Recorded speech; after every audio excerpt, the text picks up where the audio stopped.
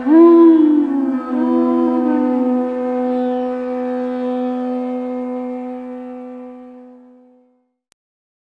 Namo Bhagavate Vasudevaya. Om Namo Bhagavate Vasudevaya.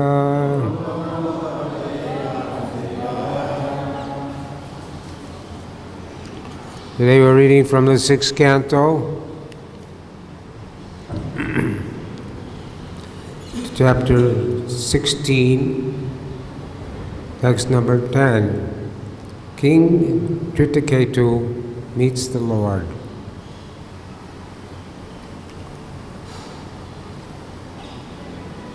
Nahi asyati priya kaschin na priya swaparo apiva eka sarvadiyam jista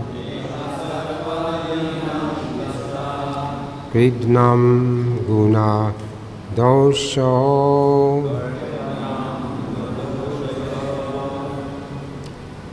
nahi asyati priyat kachin na priya swaparo apiva eka sarvadivyam drishta kartrinam guna doshoha. Word for word. Na, not. He, indeed. Asha, to the living entity. Asti, there is. Priyaha, dear. Kaschit, someone. Not. Priyaha, not dear. Swa, own. Para, other. Api, also. Ma, or. Eka, the one. Sarva, Varadiyam, are the varieties of intelligence. Ishta, the seer. Kartrinam, are the performers. Guna, doshoha, of right and wrong activities. Translation purport by His Divine Grace A.C. Bhakti-Vedanta Swami Srila Prabhupada.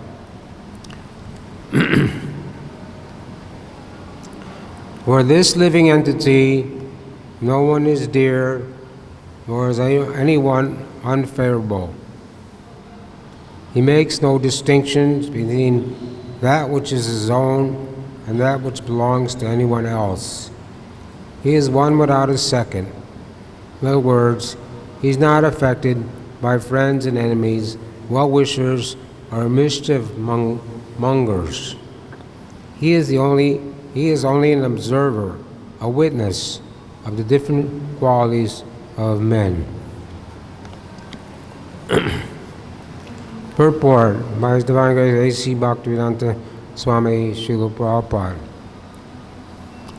As explained in the previous verse, the living entity has the same qualities as the Supreme Personality Godhead, but he has them in minute quantity, because he is a small particle, shuksama, whereas the Supreme Lord is all-pervading and great.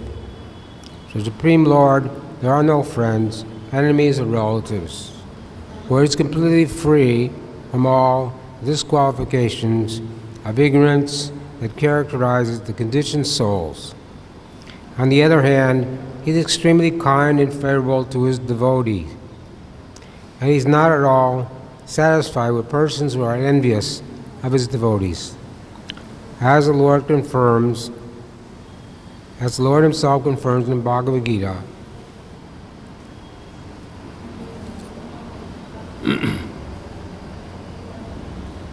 Soham sarabhuteshu name dvesho asti priyaha ye bhajanti tu mam bhaktya mai te teshu chapiyaham. I envy no one, nor am I partial to anyone. I am equal to all. Whoever renders service unto me in devotion is a friend, is in me, I am also a friend to him. Supreme Lord has no enemies or friends, but he is inclined toward a devotee who is always engaged in devotional service. Similarly, elsewhere in the Gita, chapter 16, verse 19, the Lord says, Taraham drishta kuran samsarveshu naradanam sipani ashwayam ashpuham ashru eva yonishu. Those who are envious and miscreants, the lowest among men, are cast by me in the ocean of material existence into demoniac species of life. The Lord is extremely antagonistic toward those who are envious of devotees. To protect his devotees, the Lord sometimes has to kill his enemies. For example, to protect Prahlad Maharaj, the Lord had to kill Hiranyakashipu.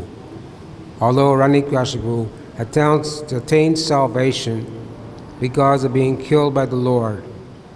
Since the Lord is a witness of everyone's activities, he's a witness of the action of the enemies of his devotees, and he's inclined to punish them.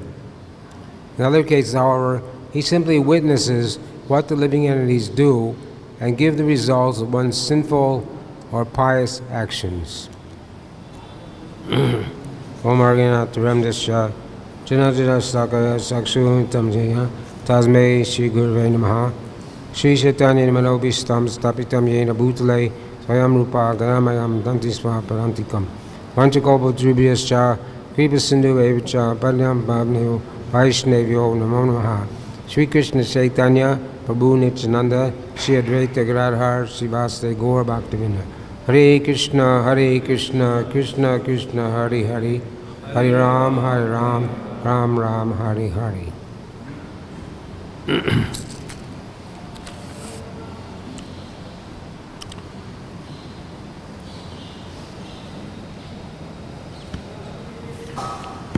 Translation once again. For this living entity, no one is dear, nor is anyone unfavorable. He makes no distinction between that which is his own and that which belongs to anyone else. He is one without a second. In other words, he's not affected by friends and enemies, well-wishers, or mischief mongler. He's only an observer, a witness of the different qualities of men.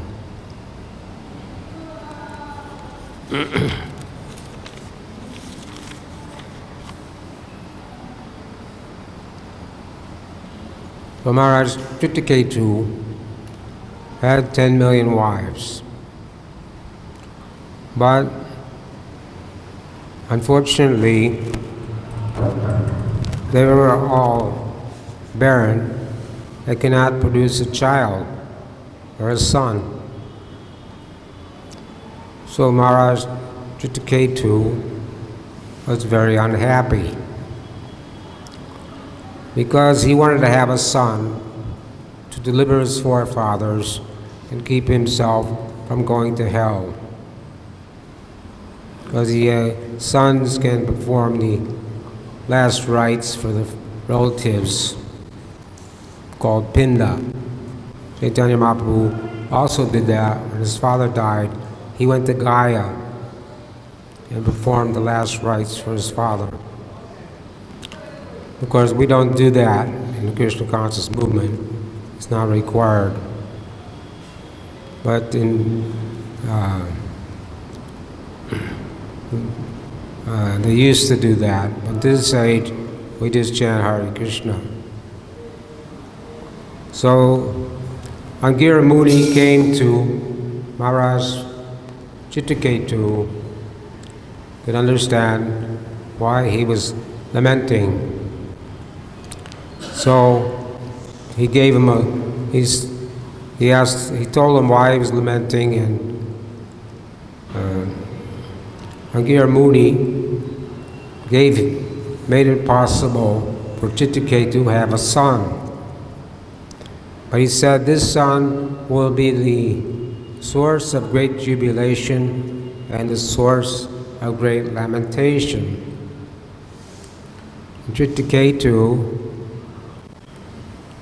didn't know what he meant by lamentation, but he was happy that he'd have his desire fulfilled. Now, Angir Muni could have instructed Chittiketu at that time about the difference between the Jiva, the living entity, and the Supreme Personality of Godhead, but Chittiketu wasn't ready to hear instructions at that time. So now, after the son was born, the king was very affectionate to his son and to his one wife, and all the other wives were neglected by the king. So a few of the wives became very envious, lost their intelligence, and gave poison to the child and murdered the child. Then Chittiketu came under great lamentation. Him and his wife and all the queens were lamenting piteously. So then Angara Muni and Narada Muni came again to the king in disguise to dissipate his lamentation. So this verse, beginning with verse 4 to verse 12, it is when the son died, Angara Muni and Narada Muni, by his potency, brought the son back to life so the son could speak. So the son is speaking here. And this also, similar incident happened at the house of Srivas Thakur. When Srivas Thakur house, Lord Chaitanya would do kirtan. And when kirtan was going on, Srivas Thakur's son suddenly died from some disease in another room. And the women started to lament and cry, which is quite natural. But when Srivas Thakur went there and said, the Lord is doing kirtan, his child has left his world, left his body during the Lord's kirtan in a very auspicious moment. No one should cry or lament and disturb the Lord's kirtan, or else I'm going to tie a rope around my neck and put a pot on it and drown myself in the Ganges. So then the kirtan went on, and then after some time, 7.5 hours, Lord Chaitanya asked Srivas, did something happen in your house? And Srivas said, yes, my son has died. But Lord Chaitanya said, well, why didn't you tell me? Srivas said, well, you weren't doing kirtan. I didn't want to disturb your kirtan. This was 7.5 hours after the son died. So Lord Chaitanya was very pleased that he had a devotee who was so detached that instead of lamenting for his son, he wanted Lord Chaitanya to continue his kirtan. Then Lord Chaitanya went to the son and asked the son, why did you leave Srivas Thakur's house? And the son replied, I've had so many mothers and fathers, and this is, I had my karma. Due to my karma, I was meant to stay here for a certain amount of time, and when my karma ran out, then I had to leave. But even though I'm no longer the son of Srivas, he's prayed to the Lord that I can always remain your humble servant engaged in devotional service. So the same thing is happening here. The son is speaking very elevated philosophy to Maharaj Chitraketu. Even though he had died, he was brought back to life momentarily by Narada Muni, because the difficulty for Chitraketu was he had become overwhelmed by grief and lamentation. There are 64 items in the Nectar devotion, and there's 10, first 10 and the second 10. The sixth item is that one should not put oneself in lamentation or become overwhelmed with lamentation over loss or gain. So as it says in the Padma Purana, if anyone has lamentation or embarrassed by this body, lamentation, then the Lord will not sit in his heart. In other words, you cannot get prema bhakti if your heart is filled with lamentation. So lamentation is a natural thing. If someone dies in the family, if you can't tell the family members, they shouldn't lament. But lamentation is not something permanent. It's there for a while. They have the funeral ceremony, and you can't bring back the past. The past sleeps. Bhaktivinoda Thakur, the past sleeps, just no future in our grade, and the past sleeps. So, with the proper understanding, if someone leaves his body, it's not, that person was not in that body to begin with. The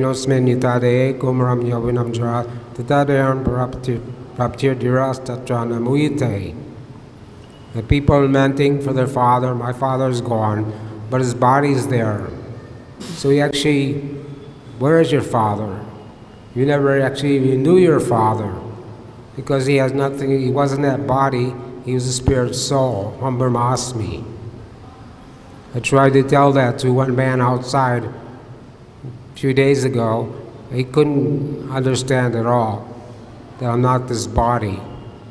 Everybody in the material world, under the illusion, hankara, of imunatma, due to false ego, when we come in the material world, we begin to identify with this body, I, me, mine.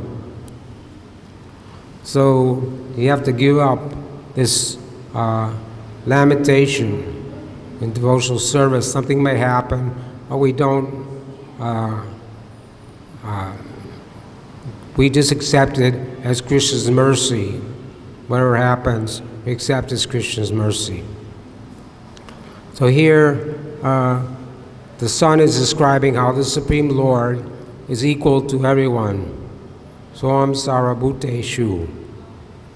Achintabheda Vadiptapa, that was described in the previous verse, means that we are simultaneously one and different from the Lord. In quality, we are the same, but in quantity, we are not the same. The Lord is great, and we are small. Shri Shri Gaurnitaya Krishna Bhavan Radhashama Lita Vishaka Brahma Bhakti Santa. This is called Shukshma. The Jiva is Shukshma, we're small.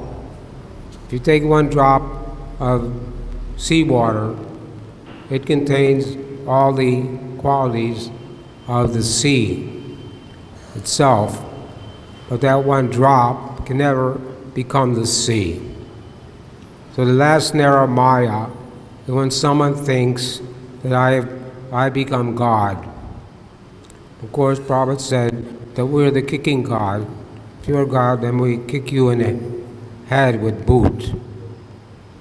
Prove that you're God. Someone says they're God. We say, okay, then you show your universal form. Arjuna asked Krishna on the battlefield, etc., to show his universal form to prove to people that he was God. Of course, no one can do that, but still they're claiming to be God. One person, his name was Pundraka. he had falsely claimed to be Vasudeva. So he sent a messenger to Krishna and Dwarka. It's saying that I am Vasudeva, and you have taken my symbols, therefore kindly return my symbols and surrender unto me. And Krishna and all the assembled personalities laughed for a very long time. And Krishna replied to the messenger, you tell your Pundraka that I'll surrender my disc to his head. So when he met Pundraka on the battlefield, Pundraka looked like Vishnu. He had 4 arms, ear-shaped earrings, helmet, silk dhoti, yellow dhoti, all the markings of Vishnu, but it was clearly an imitation. And Krishna looked at him and smiled, and took out his disc and cut off his head. So this is the cheat people who claim to be God. They want to cheat people. In Bhaktivinoda Thakur's time, there was a person named Bhikshu who also could show some magic feat and cheat people and get many followers. So Bhaktivinoda Thakur was a district magistrate. He arrested this person, put him in jail, brought him to court, and proved that he wasn't God. Well, someone knew that his power was in his hair. So when they brought him to court, they cut off his hair, and he lost all his power. So Brahma Samhita clearly states, when Lord Chaitanya went to South India, he brought back 2 books, the Brahma Samhita, 5th chapter, and Krishna Karnamrita by Bilamanga Thakur. Brahma Samhita says, Agni Yasha Sakalendri Viti Manti, Pasyanti Panti Kayanti Chiranjaganti. Ananchinmayara Sad Ujjala Vigrahasha Govindamai Pushatamaha Bhajami. I worship Govinda, the primeval Lord, whose transcendental form is full of bliss, truth, substantiality, and is thus full of the most dazzling splendor. Each of the limbs of that transcendental figure possesses himself the full-fledged function of all the organs, and eternally sees and maintains and manifests the infinite universes, both spiritual and mundane. So Krishna has a body, but his body is Satchidananda, Vigraha. And Krishna also manifests himself as the deity. If one thinks the deity is made of stone or wood, then he's possessed of a hellish mentality. Although the deity may appear to be material, at the time of the Pranapatista installation, Krishna agrees to enter that form and to accept our service. So we don't think deities are idol worship or stone, but the Supreme Lord is there. And for the devotees like Madhavinda Puri or the Brahman and Chaitanya Charitamrita, they could understand this, that the Lord was in this form as the deity, was not different than the Lord. But we may not understand that, but we can at least have some appreciation and try to develop our bhakti or love for the deities. Since we have material eyes, Parimanjana Acharita Bhakti Vilochanena, unless our eyes are tinged with the salve of love, then it's not possible to see the Lord or understand the Lord. But because the Lord is so kind, because of his mercy, he appears in his archa vigraha form, his deity form, to accept our service, to accept our devotion. So we have the Mangal Artik, so everyone can come and take darshan of the Lord. And the Lord wants to see you. We think we want to see the Lord, but the Lord actually wants to see you. And he's pleased by the activities of his devotees.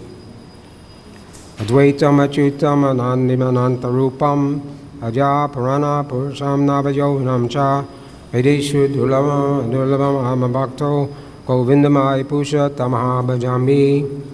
I worship Govinda, the primal Lord, who is inaccessible to the Vedas, but attainable by pure, unalloyed devotion of the soul, who's without a second, who's not subject to decay, without a beginning, whose form is endless, who is the beginning and the eternal Purusha, yet he is a person possessing the beauty of blooming youth. Look, there's one temple in Madras, they have Krishna with a mustache. And then he told Prabhupada said that's bogus, because Krishna is a blooming youth. He never gets over 16 years old.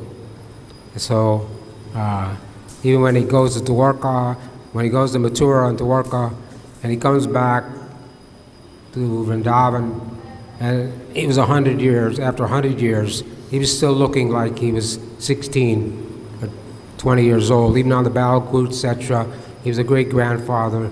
He was looking like 16 years old. Well, Krishna, his body is not like our body. Our body is subject to change. We take birth, we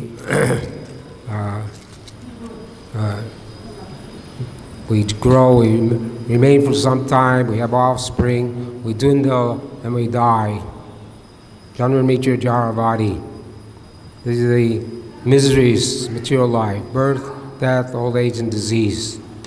Everyone has to go through these changes. You have to get old, and you have to die.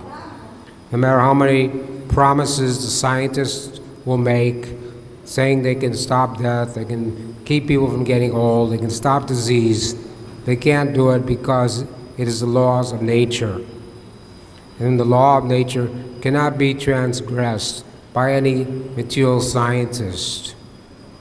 They may seemingly do open heart surgery and give someone a new heart, prolong his life for some time. But they're not actually doing that. It is according to the person's karma that he can live or die for some time more. So here it says that Krishna is not partial. Soham sarabhuteshu. He's equal to all. Because Krishna has nothing to do with the three modes of material nature. He's always on the spiritual platform. When we're in the modes of nature, goodness, passion, ignorance, then we make distinctions between friends and enemies, happiness and stress, heat, cold. But in the spiritual world, in the Golok Vrindavan, there's no such, there are no modes of nature, there are no distinctions. Everything's Satchidananda, eternally full of knowledge and bliss. And devotees also eternally full of knowledge and bliss. So the Supreme Lord, He is not partial, but it's like He does favor His devotees. In the 5th canto of Srimad Bhagavatam, it says that there's a non-moving living. There's first a dead matter, and there's non-moving living entities. Then there's the trees and plants. Then there's the aquatics. Then there's birds, beasts. Then there's human beings. Then there's demigods. And then there's Indra. And then there's Shiva. And then there's Brahma. And then there's the Supreme Lord. But the Supreme Lord is not but the Brahman. Krishna says that no one is more dear to me than the Brahman. Aradhanam Saresham, Vishnu Aradhanam Param, Tasnat Param Devi Tadiyam Samacharam. Lord Shiva told Goddess Durga, my dear Durga, although the Vedas mention worship of demigods, worship of Lord Vishnu is topmost, and is ultimately recommended. However, above the worship of Lord Vishnu is recommended the service to the Vaishnavas who are related to Lord Vishnu. So, one may think this is partiality, but it's not. Just like the father, if the children are playing together and there's some danger, then the father naturally wants to protect his own child first. So Krishna is not ungrateful. Here it says the Lord, he killed Hiranyakashipu, who was a demon. But he gave Hiranyakashipu liberation because Hiranyakashipu was the father of Prahlad Maharaj, a great devotee. So Krishna gives liberation to demons he kills. And the Balaku, etc., anyone who knew who Krishna was, or even saw his smiling face, attained liberation, went to Vaikuntha. And those who didn't know who Krishna was also attained liberation, but they went to the Brahmayoti in personal liberation. So the Krishna, when he kills the demons, they get liberation, but the Vishnu forms of Krishna, the other incarnations, they don't always give liberation to demons that kill. Or even they give darshan to their devotees, but the devotees don't get liberated immediately. Like Dhruva Maharaj, he got the darshan of the Lord, was a 5-year-old boy, but then he ruled the world for 36,000 years as a devotee. And then his brother was killed by some yakshas, some demons. So Dhruva Maharaj killed many yakshas for the action of one. And then Lord Brahma came and told him to stop killing so many people. So he stopped.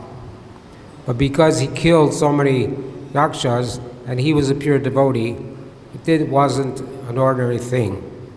So when one is killed by the Lord or a devotee, is a special benediction. So those who were killed by Dhruva Maharaj attained Maharlok, which is the planet where the person is a brahmacharya, or remains celibate his whole life, can go there and perform devotional service. And that planet is not annihilated at the end of Brahma's life, but all those residents go back to Godhead at the end of Brahma's life. So it was a benediction. To be killed by the Lord, or be killed by the Lord's devotee, that's a benediction. But it's not partiality. And those are envious. It says that he puts them in the demoniac species birth after birth. So the Lord is the observer, the witness. He's simply witnessing as super soul activities of the jiva. And the jiva, we have free will. So because we misused our free will, we came into the material world and decided to try to enjoy the material world and lord it over material nature. But the Lord does not interfere with one's free will. Even Lord Chaitanya Mahaprabhu had one servant, Kali Krishna Das, and then when Lord was in South India on his tour of South India, this servant was allured by some Bharaharis, some gypsy women.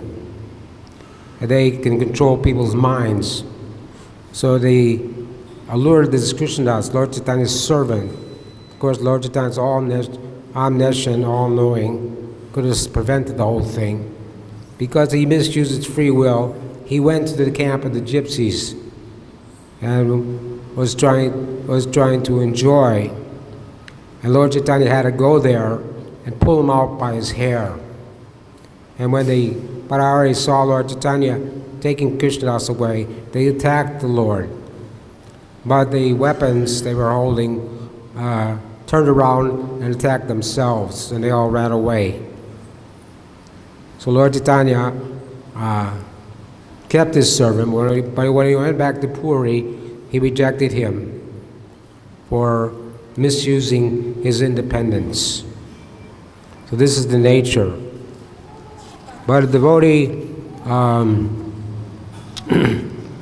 sees everything as Krishna's mercy. Tatenu kampam sushukshamano bhajam evatma vitam nipakam vidvag vipur bir idam namaste ziveta yo mukta padasaya dayabak.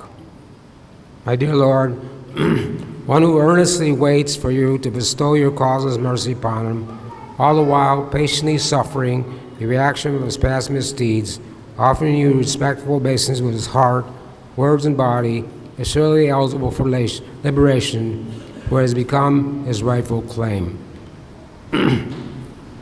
So whether we're in happiness or distress, pain, pleasure, we accept it as the mercy of the Lord and go on with our devotional service. Of course, if we do something stupid, the devotees were, in the early days, were negotiating with a lawyer or landlord over some property. And Prabhupada told them directly, don't give the man any money till he hands over the papers.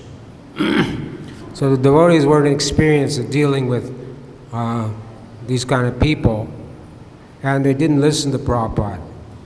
They gave the man a deposit, down payment, and the man then said he couldn't give them the property. So they went to Prabhupada and they said, we lost the money, it's Krishna's mercy. But Prabhupada said, no, that's not Krishna's mercy, that's your stupidity. Because they didn't follow Prabhupada's instructions. If they had followed Prabhupada's instructions and lost the money, that would have been different. So we don't blame Krishna for our misdeeds.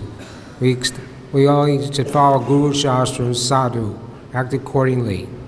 Whatever happens is we accept.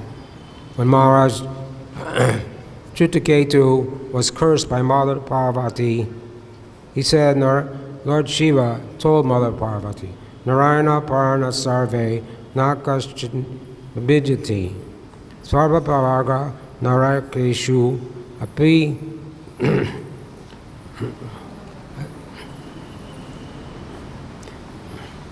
Api Tadya Ta Darshanaha. Devotees surely engaged in devotional service to the Supreme Personality God Narayan never fear any condition of life.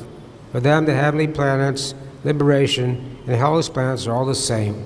For such devotees are interested only in the service of the Lord.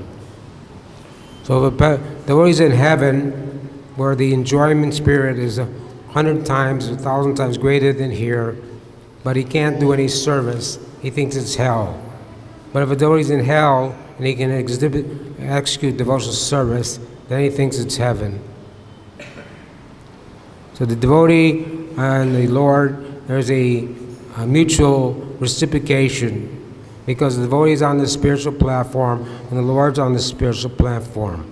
When Krishna was in Vrindavan, he displayed his pastimes, Rasalila pastimes, different pastimes, which have nothing to do with this material world.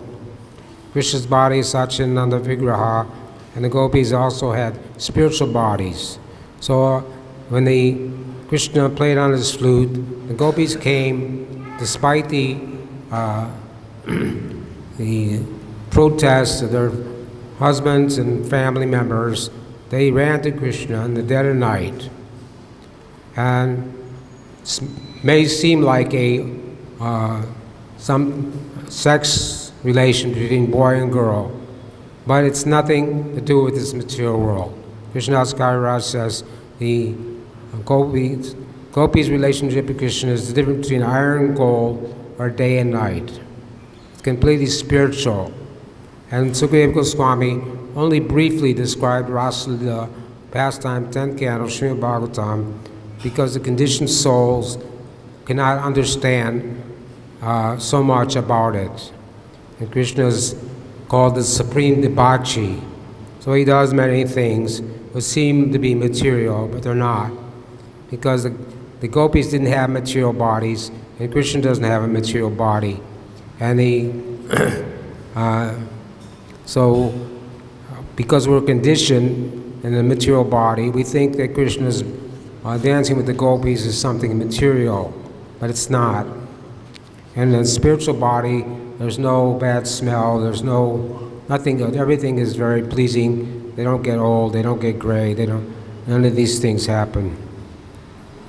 So Krishna surrender what is required. Chitraketu, after hearing the words from his dead son, gave up his lamentation and became a great devotee and got the darshan of the Lord.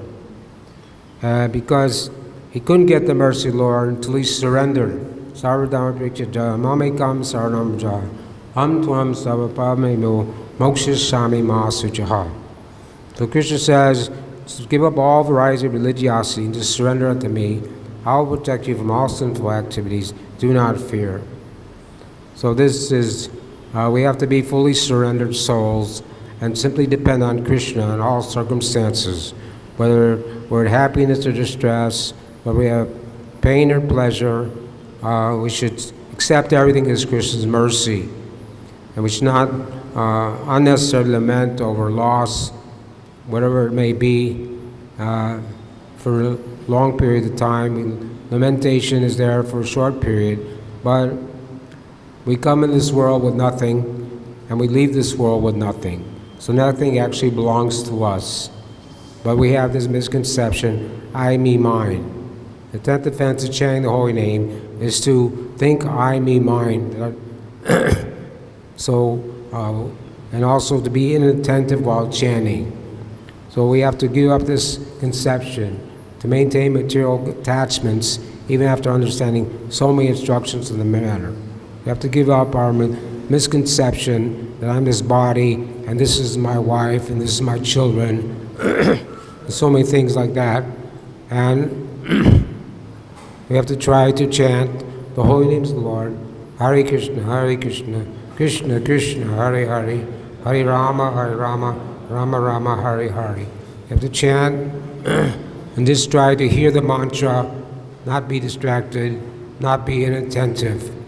So we should rise early as possible and try to chant at least 16 rounds. Haridas Thakur in Harinam Chintamani says we should chant 16 good rounds.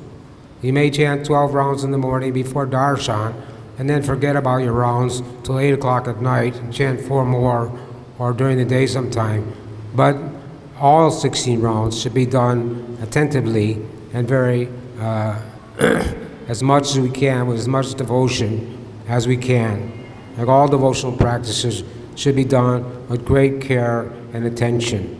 In this way, we will not fall victim to Maya or fall away from devotional service if we do all our activities with great care and attention. So this is the Prabhupada came to teach Nevashesa Shunyavadi, to teach us that God is a person, what his name is, what his form is, what his address is. Everything is there in the Krishna consciousness movement. Everything is there in all the scriptures, but Bhagavad-Gita contains everything of all the scriptures, but Bhagavad-Gita has more information that's not given in the other scriptures.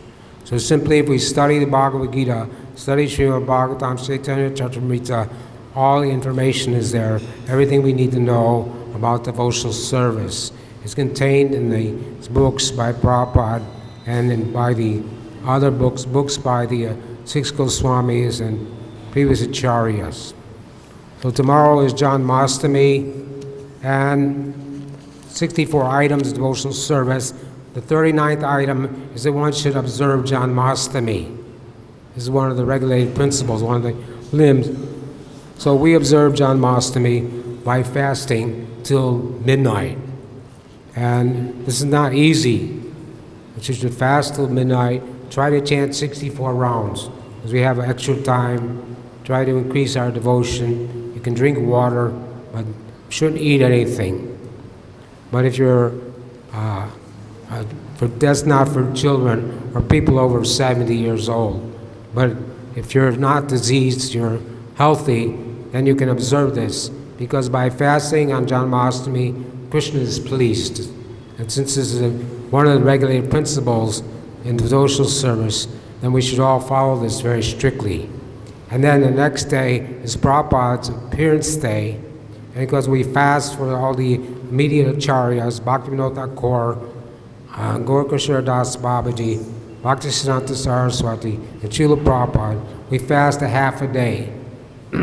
So you fast till midnight, then you break your fast with some light Ekadasi Prasad. Next day, you also fast till noon, and then we'll have a feast. So in this way, we observe these two festivals very nicely. Now, one announcement. Tomorrow, for Janmashtami, there will be Krishna book reading of Srila Prabhupada's reading in Srila Prabhupada's house at 4 p.m. Please come and read Krishna book to Srila Prabhupada. So 4 o'clock tomorrow afternoon, someone wants to read Krishna book. Hare Krishna. Now I have to go for some seva, so anyone has questions you can ask me later. Hare Krishna. Srila Bhagavatam ki, Srila Prabhupada ki, Gaur Brahmananda.